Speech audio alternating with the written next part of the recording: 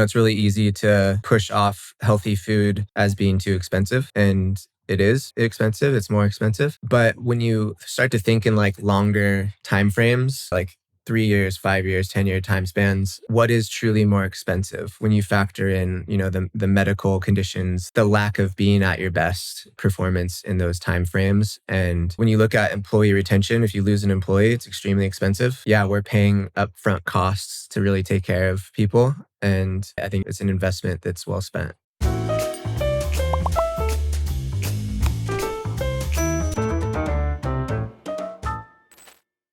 Awesome. I'm live with Shane Heath, co-founder of MUD WTR. It's awesome to have you here today, Shane. Thanks for having me, John. Did I say your last name right? Shane Heath, yeah. Yeah. Okay, good. Like the candy bar. I did it off my memory, so I'm glad I got it. I'm not going to attempt yours. Yeah, Shushani. Okay. You can just I could have hit that. Yeah, you can call me Shush. Shoosh. Yes. It's awesome to have you here today. I'm a big fan of what you're building and what the team is building at MUD WTR. Was just reflecting on how I saw you all years ago at a wellness conference, and you mentioned it was like you just had no budget and were just like pulling things from your house, right? Oh man, I had no idea what I was doing at that time. So I started the company in May of 2018, and I think Founder Made takes place in Q3 every year. So it was, like 6 months, no, less, like 4 months after launch.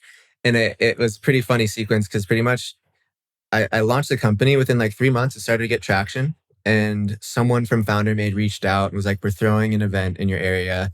And I was like, yeah, sure, I'll do it. And I ended up like signing something that basically was a contract that I was for sure going to do it. Months go by and they're basically like, Shane, we're waiting for the payment on the booth. It's this much. And it was like a high amount.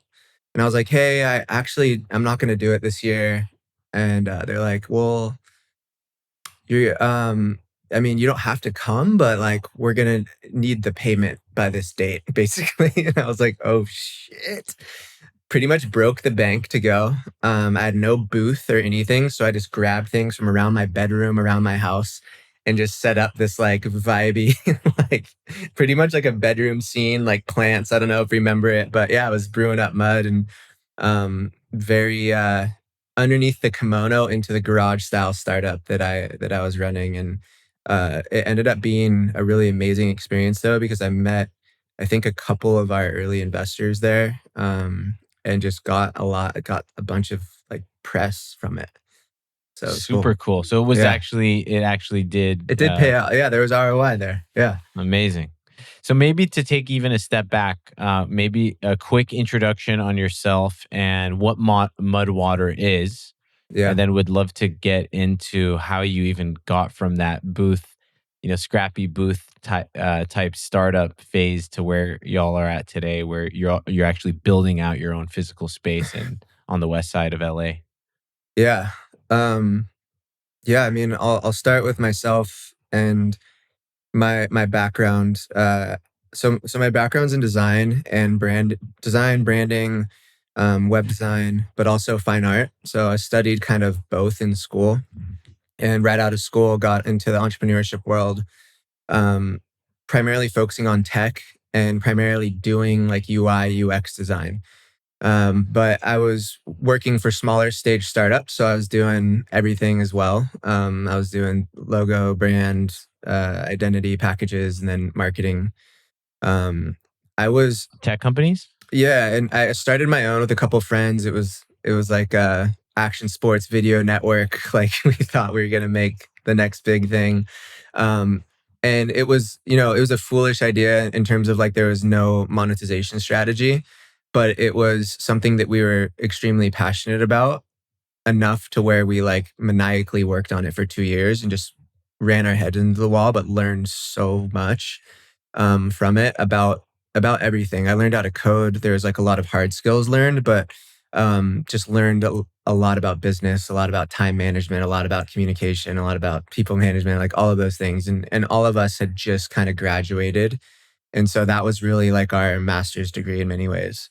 I took that experience And I'm from born and raised in Santa Cruz. And so I moved up north and started working for a couple tech companies in Silicon Valley, mainly like small stage startups. So everything from like early like seed to Series A. I also spent a little bit of time at a place called Tipco Software and worked on one of their companies. And so that was a whole different experience where I was working on just like the mobile app and one aspect of the mobile app um, with a larger team. And indirectly, this is when Mudwater kind of started. I had always been living a relatively healthy lifestyle. Um, Growing up, my mom actually, since before I was born, has been working for the biggest mushroom grower in North America. Uh, Wow. yeah, and but she's a computer science major, and so there's kind of this like, it's interesting, like always around tech and computers growing up, and also around mushrooms. And then my dad is a builder, so he built our homes growing up. He's a general contractor, and so only now am I able to kind of like look back and see the dots that were connected there. But it's like I was always around tools and sawdust and plans and basically seeing paper plans turn into physical spaces that I was like resting my head in. And it just like opened, like I loved full processes like that, where you have like an idea and you see it through completion and then you have like a thing. And and then with my mom got me into computers at a very young age, and that kind of led me into like the design world. And then with Mudwater, it was like the convergence of everything, right? Where at this time in my life, I was living and working up in Silicon Valley, learning a lot about business and tech.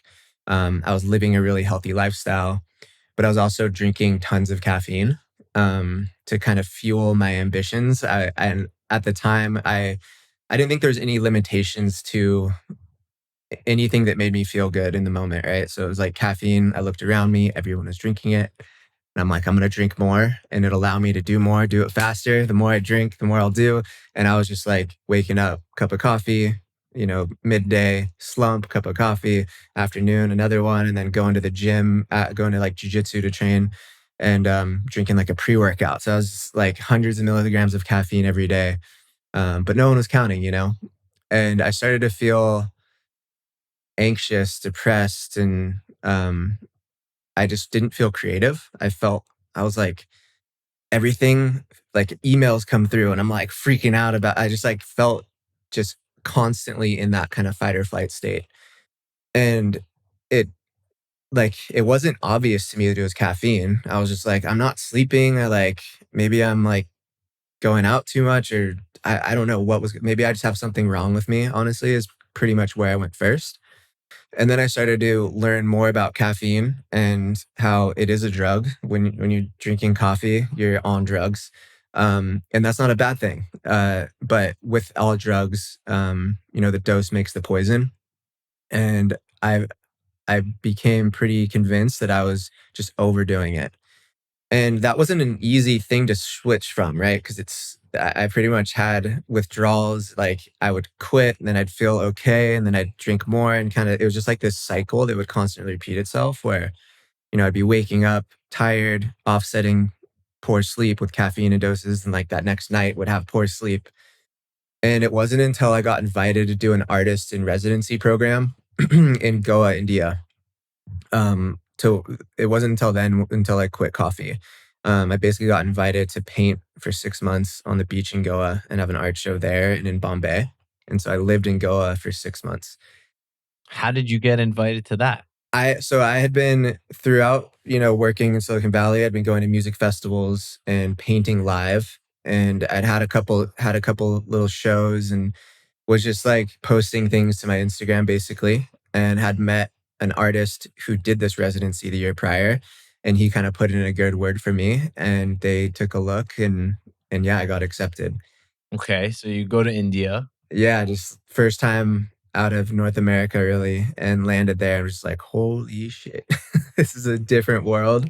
Um, and it was a beautiful thing because I was, for the first time in my life, sort of like ripped out of the cultural prescriptions that I had been, ascribing to, from, what to drink in the morning to what to believe to what was cool, not cool, all of those things. I basically came home from that trip empowered to really figure out who I was, not as this kind of regurgitation of what was the normal in society.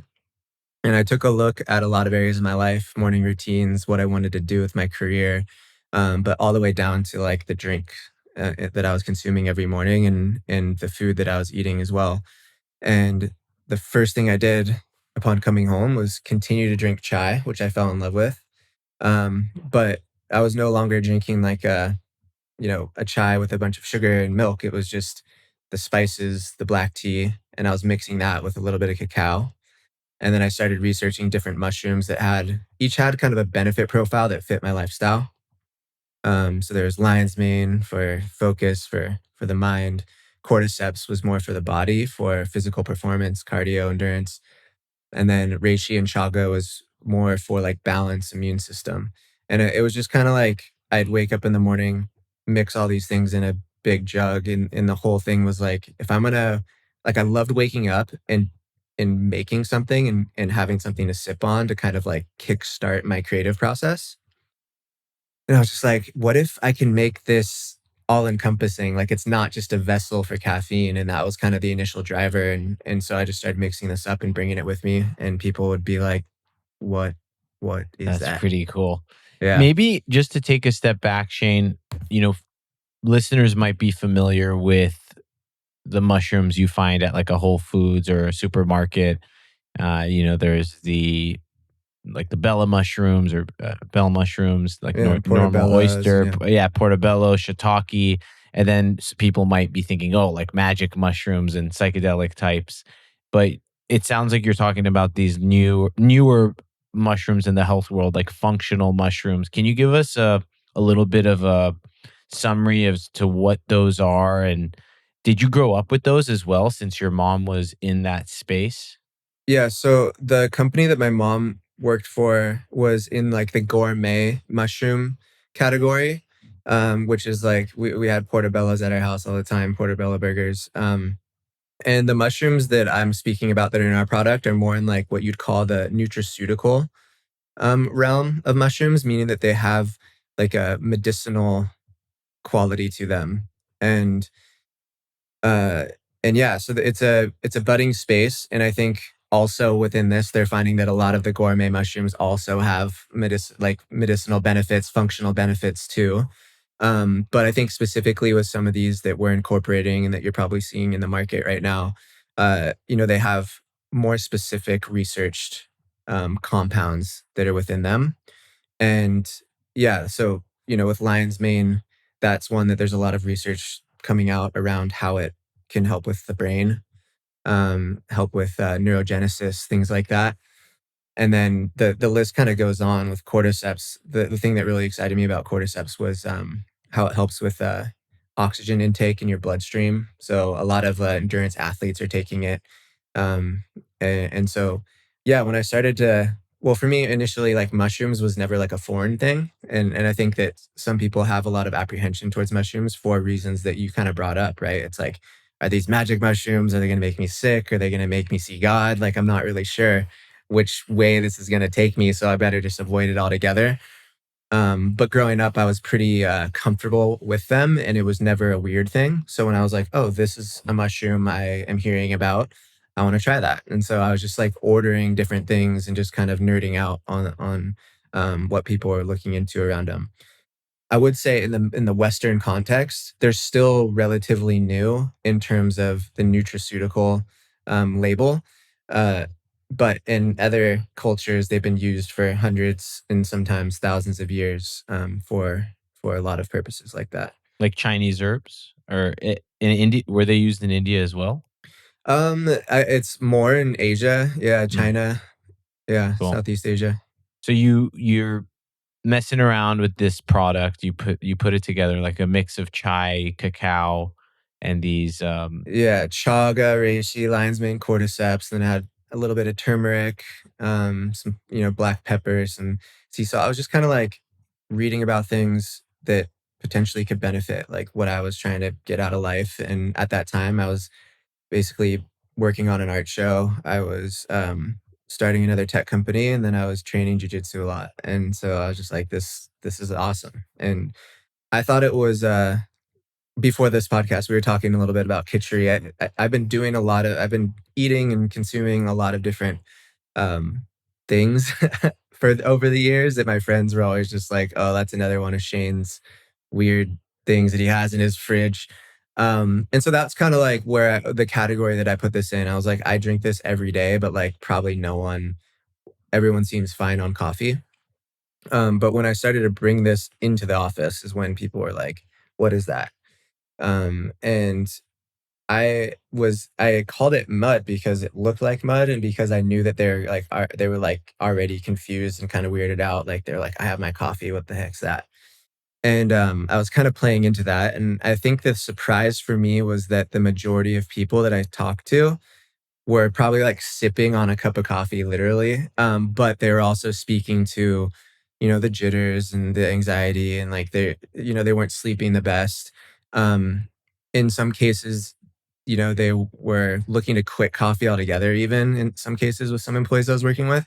But in many cases, it was just like they're just trying to drink less. They're trying to reduce their afternoon cup or kind of get a handle on their stress. And so that was where I was like, oh, there's a huge opportunity here. The majority of the population drinks high amounts of caffeine. And I found some research on the majority of the population is also slow metabolizers of caffeine. And so there's kind of a disconnect between our genetic tolerance to this substance and the way it's kind of pushed out in culture, where it's just kind of like unlabeled. Like you just go up, you get a cup of it, and it's probably the equivalent of like 2 or 3 caffeine pills, right? But because it's not a caffeine pill, people are wearing, butt first coffee shirts and, you know, flexing about their coffee intake. And it's just like that was me too, right? And you juxtapose that with the mental health, issue and that's growing on the planet with depression, anxiety, but also stress and all of those things. And I was like, this feels like something I could really devote myself towards. That's really cool. So on just the caffeine front, average cup of coffee, would you say is like 100 milligrams? Yeah, so like an average cup of like a 12-ounce mug of coffee, around 100. But if you it varies so widely. So if you were to get a 12-ounce cup of like Pike's Place Starbucks, probably has over 230 milligrams, so it just depends on the roast, on the strength, on the grind size, all of those things. But a traditional, like, high end ish, if you consider Starbucks, and anything beyond that high end is going to have over 200 milligrams. Wow. And then an average cup of like a dose or serving size of mud water? It'll have 34. 34. Okay. And like a cup of good matcha will have like 50 to 75. Got it. Yeah. Got it. So for context. So you bring this product to market. You decide, okay, this is something I can really get behind. I love the entrepreneurship. And even when you look at the packaging, it's pretty cool because the typeface and now that you've told me about your background, the typeface kind of sounds like your sort of like obsession with computers. It's like that, the very Typewriter kind of. Yeah. exactly, exactly. Yeah. And go for Uh, it. Like, yeah, I mean, it kind of happened like once I got that initial spark, it happened really quick. Like so the opportunity was deeply aligned with my passions, which are around like the mind, saving the mind. And it was like the execution was deeply aligned with my skill sets, which was design, branding, marketing. And I'd started a couple of companies, so I knew, what it took to get things off the ground. And so once I made the choice that this was an opportunity, it was over the course of a weekend. I just sat down and I built the brand, built the site, ordered the packaging, and it was literally live like the following Monday. And I just started making Instagram posts and kind of pushing out this message that, like, I think the literal copy, one of the first posts was, "I'm not mad at coffee. I'm just disappointed." So I made something better, and it just opened up this conversation around questioning our habits and in pursuit of maybe something better. And that's sort of what led me to the company. And it was such a fluid thing because that was kind of what the company was built off of initially. So Yeah. And then when you think about the path that has the path and the journey from when I saw you and met you at the trade show, where you were still pretty bootstrapped and scrappy, to now, I mentioned you're opening your own space in Venice. Um, you have a team of 30 or so full time employees and have grown exponentially. What fed that growth? Was it just pouring money into performance marketing on Instagram and Facebook? Is it a ton of word of mouth? Some sort of combination? How have you grown like that? Yeah, initially, well, I mean, it's a combination of everything. We've had a lot of word of mouth support that allowed our all of our marketing, all of our ad dollars to be spent in a really efficient way, right? Like you can't just grow a company off of performance marketing spend. You can maybe to a point, then you kind of run out of money. But if the spend is really efficient, then you can spend a lot, right? And um, there was kind of a perfect storm, I think, that we were building with the brand where it was definitely a disruptive message that was coming at a habit that 90% of the population had. 80 something percent of the population drinks coffee, like 65% of the population drinks coffee literally every single day. And so no one at that time was really saying, like, that sucks. But like joking about it, right? Like we were really like looking to shake up the snow globe. And I think we were doing so in a space where like it caught the attention of almost everyone because everyone was really in this like, I love coffee, I need more coffee phase. And and we were kind of coming in with like the zag to the zig, and it really caught people's attention. So that's kind of like the top of funnel. Like we caught people's attention, but then we had an amazing product that once they got it, if they liked it and continued drinking it, it worked. I'm not going to sit here and say our product is like a delightful treat. It's probably kind of similar to like the first time you had a black cup of coffee, but like once you get beyond that and build a ritual around it, you can start to have amazing benefits. And then I think a huge component of it was just our eh, the personality of the brand seemed to stand in a pretty unique way. I mean, all the way down to the name. Um, I think had that essence of like inspiring curiosity a little bit. When I say like we're not mad at coffee, we're just disappointed. It probably got a lot of people to be like, "Wait, what? Like, what do you mean? Coffee is amazing." And I think with our name, it's like, wait, this people are drinking something called mud, like that. It causes someone to stop, and then when somebody gets our package in the mail, and if they like it, they're probably a lot more likely to share it with a friend because they're like, I'm drinking something called mud. Like Yeah, I've again, heard that from friends like and they're family members that I may have not even put as your like fringe. yeah. Uh, It's just like a conversation starter a little bit more than a maybe a more vanilla approach to a name, or even maybe a more uh appetizing approach. Like we've gotten a lot of I find that the best ideas you're gonna get some hate for it. And being a good entrepreneur, but also I think a good marketer is knowing how to play those polarities to your favor. Like with our name, there's a lot of people like, I would never drink something called mud water. And it's like that's kind of the point. Like you look at the shelves right now and it's just sunny delight and Mountain Dew and like all these like or like Liquid Death, you're right? like They did that too. that sounds amazing. Yeah. There's a lot of like bad for you products with good sounding names, right? And so we kind of went into that, and it's just kind of a microcosm of everything that we do. And investors took a liking to it early on. So we were able to get some support there. And I built a very lean team early on that was very efficient, and we just worked extremely hard. And and we're just very fast in how we did everything. So, yeah, I mean, it's a combination of all things, and we've had support, team effort. Yeah, Oh, it's amazing. And one of the things that stands out also is the fact that you've kept the product line so simple, right? Until very recently, you've only had one SKU, which is the hero product, and then more recently, you've also rolled out a sleep product, right? Yeah. So the purpose of a lot of people think that mud water is the tin. Like, it's the tin is mud water is the tin, but really mud water is the name of the company, the brand, and the black tin is was like our first product, right? Rise. Yeah, it's Rise. I mean, initially it was just I liked that we were synonymous with our product. So there's a lot of benefits to that.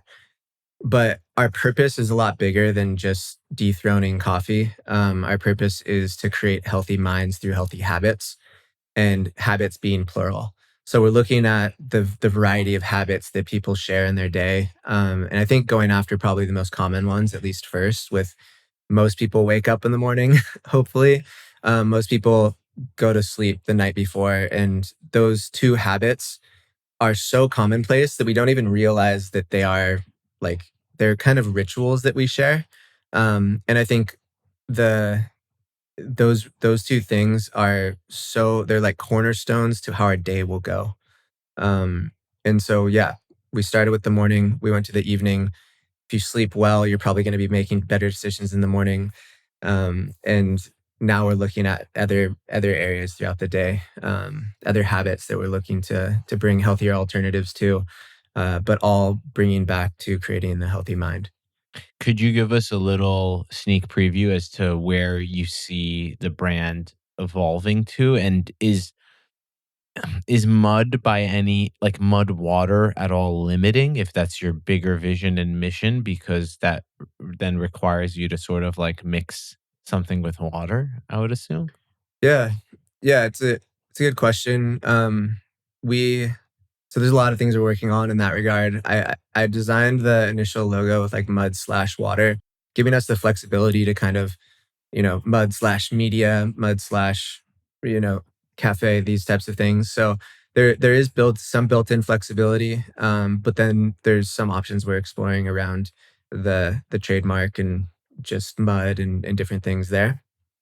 Uh, in general, as far as like where we're going, where we're looking to take the brand, again, it's creating healthy minds through healthy habits, meaning we're looking at the variety of habits that we share.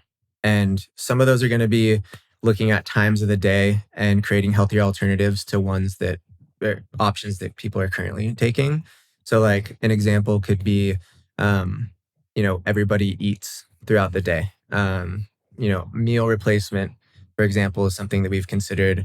Alcohol alternative is something that we've considered, things like that. And then within those, I mean, when we're talking about those options, we're just speaking to the consumable product that could be a part of that. I think that looking forward, we're bringing that into is there content, is there an experience that can also be part of the product offering. So we're developing breathwork meditation classes right now. Those will be digital, but also we'll be incorporating them into our physical space. And we feel like that's kind of just the beginning. There's a lot of things that we're looking at in terms of like coaches or coaching programs, built-in modules to help people, for example, just quit coffee or quit alcohol or things like that. So um, it So really starts, thinking about like a platform brand that incorporates a lot yeah. of like aspirational behavior change, positive behavior change as well. Yep. Yep. Yeah, we feel like we're creating a variety of entry points into our brand, but those entry points are all founded upon modifying a habit that you might have. So like your first purchase now might actually be our rest product. But once you're in the door, you might get introduced to something else. And I've found in my life that a lot of times like trying one little thing new can be just that lead domino, and it creates this behavioral change across the board in my life that in the aggregate is like profoundly transformative. But when you look at any one of those steps, it wasn't that big of a deal, honestly. Can you give some examples of that? Because I'm curious, being the founder of a company who's that where that's the mission, and you've sort of been on your own personal wellness Yeah, journey. And one of the examples was really like cutting out coffee, starting, with this beverage. You mentioned kitchery. What yeah. else have you modified, changed in terms of your own sort of like habits and lifestyle? And then where else are you curious to go? Yeah, I'll rewind a little bit and maybe get a little vulnerable here. So I had my first bout with mental health when I was in high school, actually. Um, I had a best friend pass away and in a snowboard accident. And and it just like, up until that point, it was kind of like everything was I didn't like consider life on a very deep level. I didn't ask a lot of deep questions about why or what we are all doing here. And that kind of flipped that on its head and kind of put me in this spiral for a couple of years where I felt really isolated and I felt like I was just, there was a boundless amount of questions that I had that just could not be answered. I didn't know who to talk to about it. And I ended up suppressing a lot of that and went into college and sort of used partying and having fun to just sort of keep that down, right? I was distracting myself and just sort of like following the tide of what everybody was doing. Um, and then I had a roommate uh, in my junior year. My a roommate, kind of a flatmate, committed suicide, and he was someone that was we'd hang out with, like there we'd party with, um, and it caught all of us off guard, but for me, it, like, surfaced up a lot of the things that I had suppressed from high school, and it brought it up to my face in a way where I was like, "I'm not gonna run away from this anymore." Like, I was why was I not present for this person? What was I doing? Who am I? All of a sudden was the main question, and I, uh, I started to just kind of follow that curiosity. And luckily, I had some friends that were, I'm still friends with all my roommates at that time, but I had a couple other friends that were kind of tertiary to us, and they were getting into things like yoga, things like Ayurveda. And I ended up doing my first Ayurvedic cleanse, and that's where I got introduced to Kitchery. Where were And you living at Kitchery, the time? I was in San Diego, so I was going to San Diego State, living in Mission Beach. Um, and yeah, it was pretty funny because we were all grieving from this, but you know, also most of us were just getting back into like, okay, we'll move forward. Like school's here, kind of back to the same things within a couple months, and I definitely made a shift. And the fridge. I just remember like coming into the fridge sometimes, and there'd be like Keystone lights and pizza, and then there's like Shane's cabinet with like barks and tinctures and all of these things, and my roommates are just like, "You're fucking crazy." Um, It's funny, I had a very similar experience in yeah. my senior year. I was, like, washing my vegetables, Yeah. in the bathtub of my senior house because the kitchen was always so disgusting, so I got into raw food as a result of not wanting to cook in the kitchen. Yeah.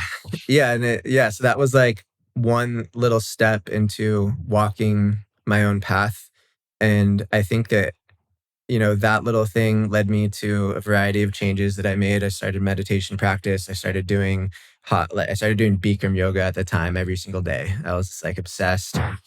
Stopped partying, stopped drinking as much. I stopped drinking for, like, that whole year, and I've never really been into alcohol since, and just shifted. Um, it wasn't, like, hard. It was just like, "Oh, this is what I'm really called to do, and I'm no longer afraid to follow that calling." And I think initially I was like, what if I start painting in the house, like my roommates are gonna think I'm a dork, or like they're not gonna want to party with me or hang out with me anymore. Like I'm gonna be, and they were like, "Oh, that's just Shane. Like it's fine."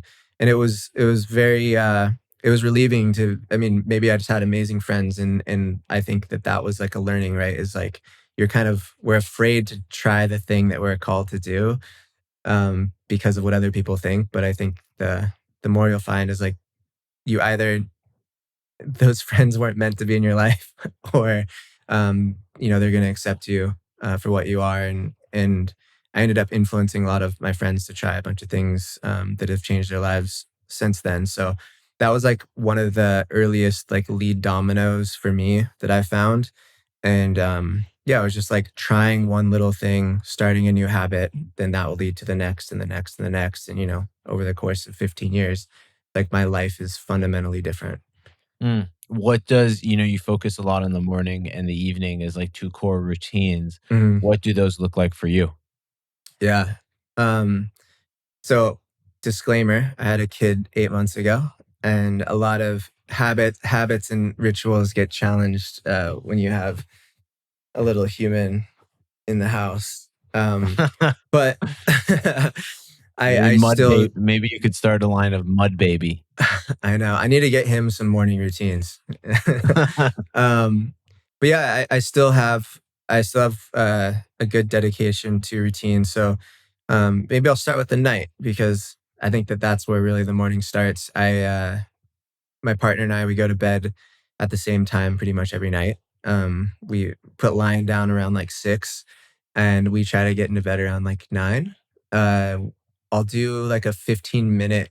I have like a gratitude meditation that I do, and it's like a visualization, basically visualizing a sequence of things that I'm grateful for. Most of them are actually in the future, things that I don't currently have today, but like visualizing the feeling states that those things would bring about. Like, for example, deep connections to family, right?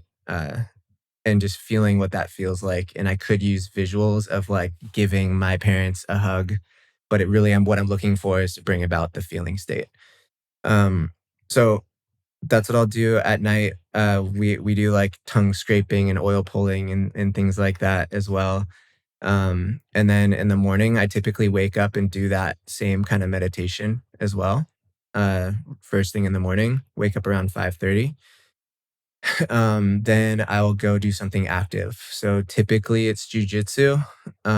If I'm feeling sore Have or you already had a mud in the yeah, morning? yes. So I make up a mud and I drink that on the way to whatever I'm doing, and it's either jujitsu or like a hot yoga class, kind of depending on how my body's feeling. Mm, Um, so by the time 6:30 rolls around, I'd woken up, got a meditation done, drank a mud, did a pretty hard workout, and then I come home and I typically like check in with Eliza and Lion, and we'll a lot of times go on a walk. When the weather is nice, beach walk is the preferred zone. But we'll go, mile long walk, maybe take him to the park, come back, and then I have a sauna and cold plunge at my house. So like typically the sauna will be heating up, and I'll come back and do like a breathing routine in the sauna, and then dip in the cold plunge before going to work. sounds like an amazing morning. And you really do that every day?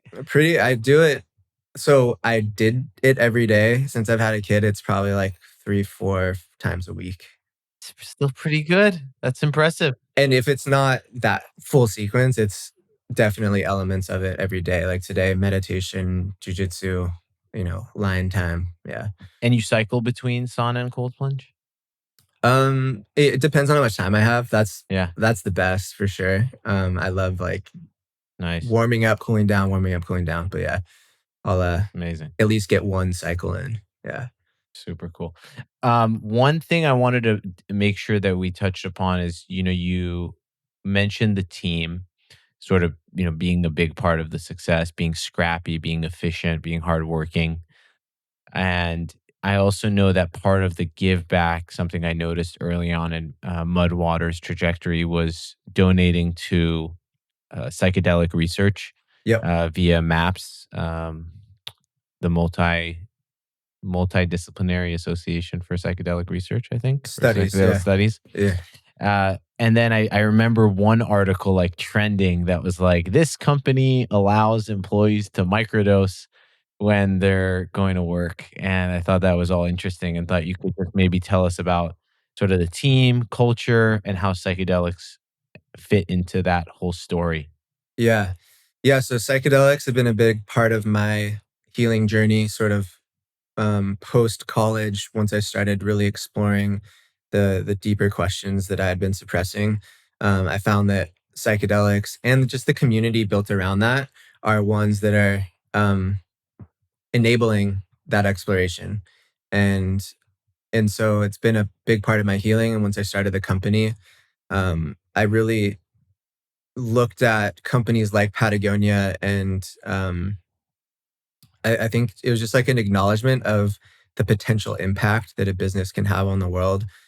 And I think it's important to acknowledge the potential negative impact it can have on the world first. So, companies are impacting the planet. They're influencing the planet, and it could be positive, it could be negative. And I think Patagonia hopefully is somewhat neutral, and that's kind of where we're hoping to be as well. And then in the future, it's like, could it actually be net positive, right? And for me, looking at the mind is really looking at root cause. I think I get really overwhelmed when I look around the world and I'm like, there's so many things that are horrific and depressing. And it's like, how are we going to solve all of these separate issues happening all around the planet? And I find that I get a little bit of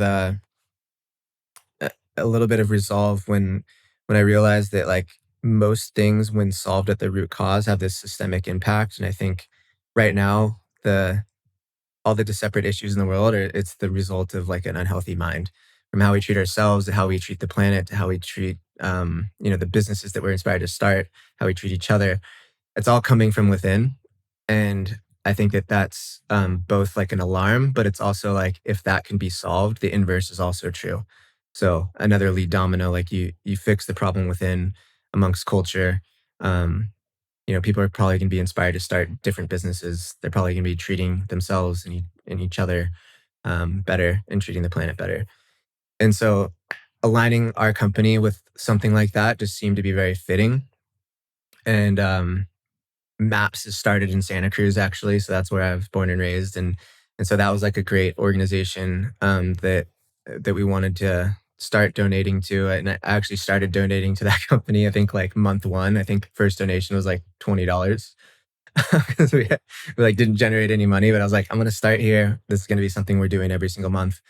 And it's grown. Our our giving has grown as well. So we no longer only support maps. We actually are supporting more of a holistic portfolio, including the Minds Foundation, which is supporting mental health initiatives in India. We also fund Berkeley School, which is doing a variety of plant medicine work, and we're looking to double down on those efforts. And then on the like team culture side, uh, Fast Company came out with an article that was like, Mudwater, or CEO encourages the use of psychedelics at work. And I explicitly was like, I do not encourage the use of psychedelics, but they put that in there anyways, because I'm sure like you, it's just like got a lot of clicks. But I think the message I wanted to put out was like, we definitely promote safe usage of psychedelics. We don't supply employees with psychedelics, nor do we say like you should go and So use there's no them. psychedelics in mud water? I mean, you could probably test my mug, but yeah, there's no psychedelics being supplied. But at the same time, it's like, who like I'm not gonna tell people not to use psychedelics. I'm not gonna tell people what to put in their body. And I'm not in the position to enforce the law in that capacity either. But I think especially with a substance like microdosing, and microdosing something like psilocybin, it's just like, these things have been so impactful to my life and many on our team. And so I'm willing to put our company out there as like being advocates for continuing research and pushing for the timeliness of this research. Because when you look at the mental health conditions on the planet, it's like, we don't it's like people are dying every day, people are suffering, more people are even suffering every day. And these things have proven to be efficacious, they've proven to be very safe, especially when you juxtapose them against something like alcohol. So that was kind of the message I was hoping to land, but we got something out there regardless. Got it. Thinking more broadly, how do you as a founder um, think about employee wellness? Yeah, I think about it as an investment. Um, I think it's very common. It's probably very American to think of things in like short term. What's the immediate? gain. And I think a lot of founders maybe look at our benefits and like the stage of company we're at, and they're like, that's really expensive. And that's an inefficient use of capital or something like that. Like we, What do you know, you give? What do you some of the offer? benefits, yeah, we, every new employee we give an Aura ring to support tracking sleep. We offer blood work. So we offer work with a functional medicine doctor, and they'll do like a full blood panel and cortisol test and give you like tips on how to, you know, correct things, supplement tips, lifestyle tips. Uh, you know, we're a remote team, but we also offered free vacation. So like a 1 week vacation every year to go and like work from your dream spot abroad. There's a variety of things that we offer. And then there's like healthcare, medical care, all of that stuff. And for me, I equate it to like the analogy of food, where it's really easy to push off healthy food as being too expensive, and it is expensive. It's more expensive, but when you start to think in like longer time frames, like yeah, it's more expensive in the 1 week, 1 month, maybe even 1 year. But when you start to look at like 3 years, 5 years, 10 year time spans, what is truly more expensive when you factor in, the medical conditions, the lack of being at your best. And so with our benefits, we're kind of taking that lens of like, we're not looking at performance in terms of like a 1 week, 1 month, 1 year, but like 5 years and beyond. Like, how do we maximize someone's performance in those time frames? And when you look at employee retention, if you lose an employee, it's extremely expensive. And yeah, we're paying upfront costs to really take care of people. And I think it's an investment that's well spent. I love that. Yeah. I love that. Shane, would you be down to do some rapid fires just so we can get a little bit rounded out idea of who you are? Sure. Book you've recommended the most, or reread multiple times, or just left a lasting impact on your life? I'll give two: Shantaram and Atomic Habits. I love Shantaram Shantaram. more for a fun read. Yeah, yeah, yeah. I thought the TV show Also, you kind learn a of lot. Yeah. didn't It made it didn't a have a little chance cheesy. though. It didn't have a chance. Yeah, it didn't I have a felt like chance. I was like, yeah, Yeah, yeah, and I feel like Atomic Habits is super aligned so applicable. Yeah. with the Mudwater brand that you're building. Do you ever shop at Trader Joe's? Not often. No. Do you have like a favorite product there? I feel like you'd have a clean product.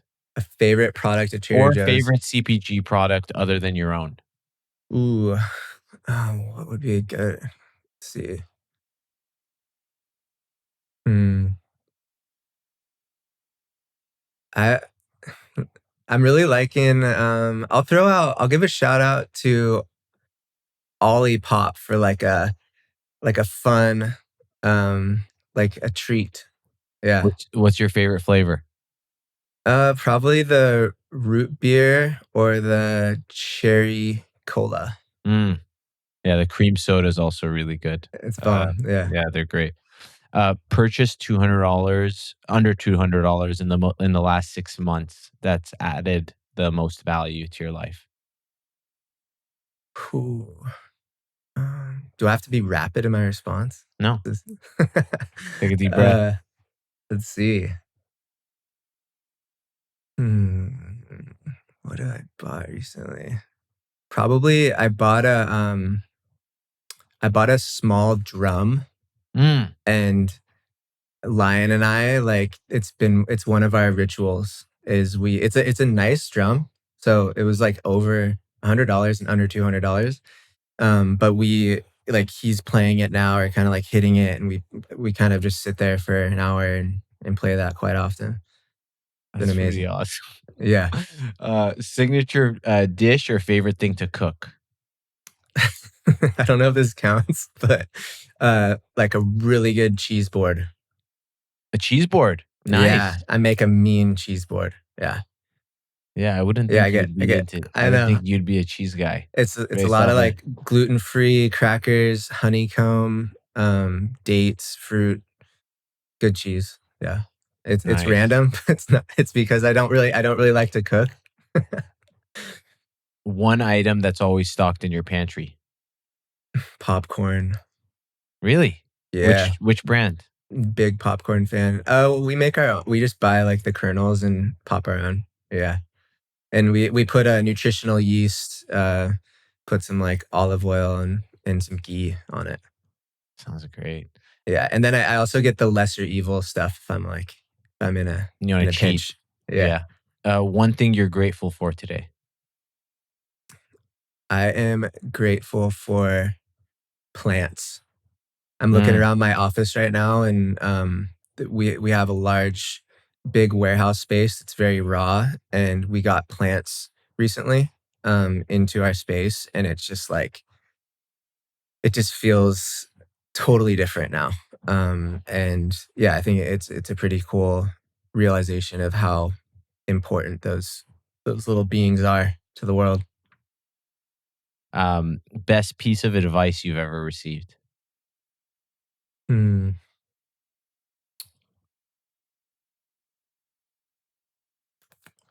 I think about this quote a lot. It's whenever you find yourself on the side of the majority, it's time to pause and reflect. Mm, It's a Mark Twain quote, and it's just a constant reminder for me to stay curious, even when I'm very convinced and mm, encouraged in my conviction by everybody around me. I found that I'm becoming more reflexive, and when I'm feeling that, to be like, wait a second, is this is this right? mm, And I think it's a really amazing perspective to have in a mm. variety of contexts. Yeah. Yeah. Guilty pleasure. Cookies. Yeah. Yeah, cookies are pretty good. Yeah. There's these I'm trying to remember the brand.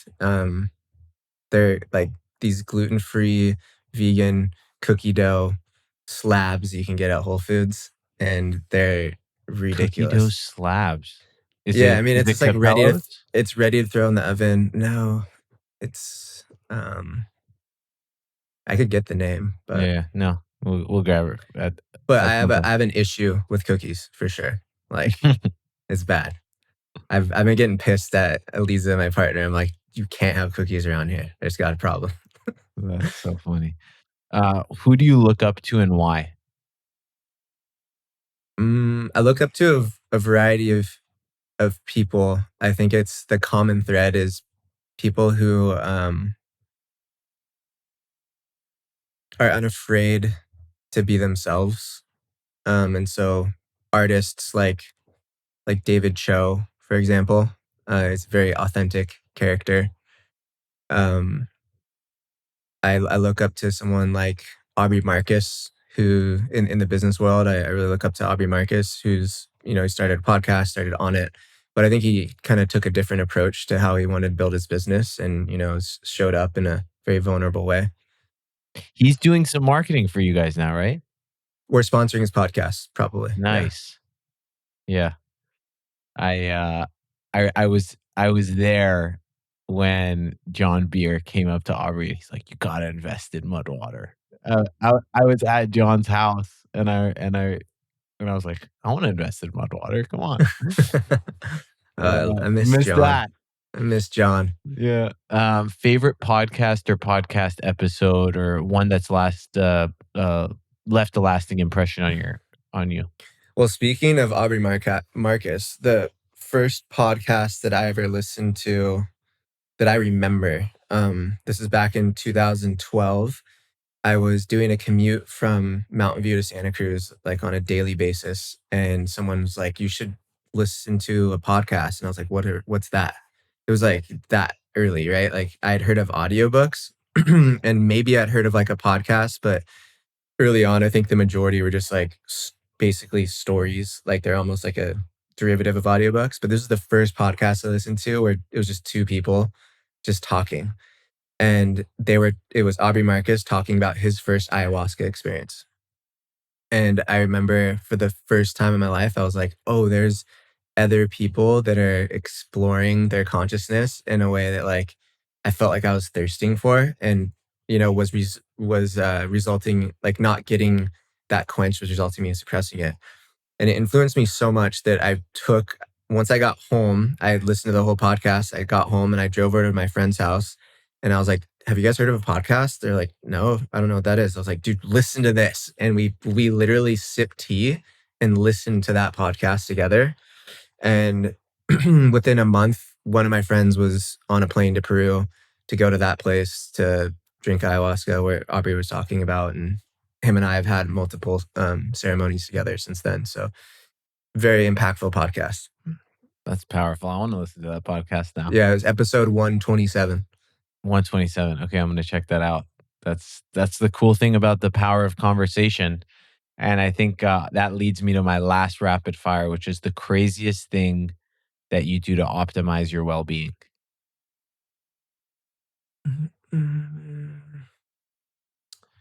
Depends on what people define as crazy.